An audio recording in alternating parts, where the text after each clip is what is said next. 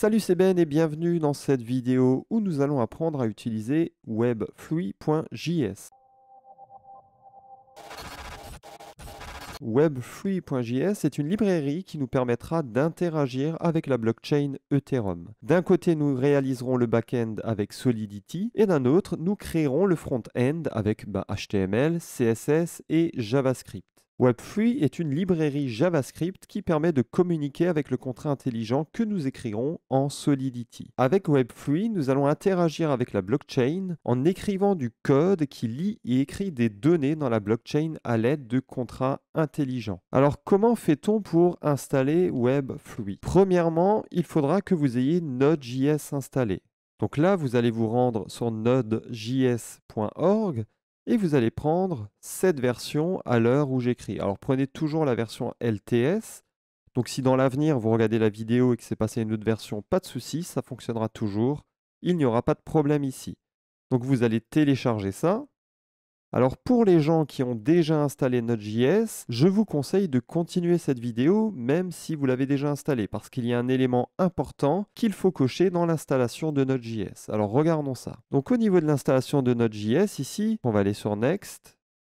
Vous acceptez les termes, ok, parfait. Ok, vous continuez là, voilà. Et puis là, il y aura un aspect très important qui est à la base décoché.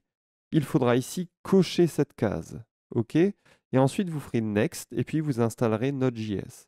À un moment, il y a une console qui va s'ouvrir et puis il faudra appuyer sur une touche pour continuer. Vous appuierez sur cette touche pour continuer. Après l'installation, ça va installer Python, etc. Ça prendra du temps, c'est long. Chez moi, ça avait bien pris 10-15 minutes alors que j'ai une machine relativement puissante. Enfin, une fois que vous avez fait ça, vous pourrez ici tout simplement créer un dossier web fluid JavaScript sur votre bureau. Alors ne l'appelez pas juste web fluid, on verra pourquoi plus tard. Vous allez ouvrir ce dossier avec Visual Studio Code. OK. Et puis là, dans l'onglet Terminal, vous allez faire Terminal, New Terminal. Voilà. Donc là, vous êtes bien dans le bon dossier, c'est parfait. Et puis pour être sûr que tout a bien été installé, il faudra faire un node-v. Donc là, effectivement, j'ai une certaine version de Node. Ensuite, npm-v. OK, j'ai bien npm installé et j'ai bien une certaine version, forcément. Et il faudra faire un choco-v.